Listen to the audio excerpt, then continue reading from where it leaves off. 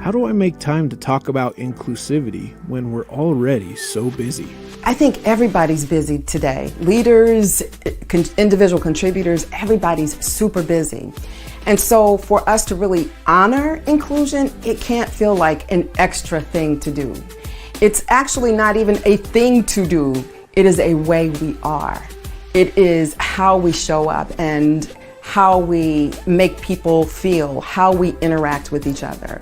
And so it can't feel like the extra thing. In fact, this is not something that only benefits a person who we are being inclusive with or people with whom we're being inclusive.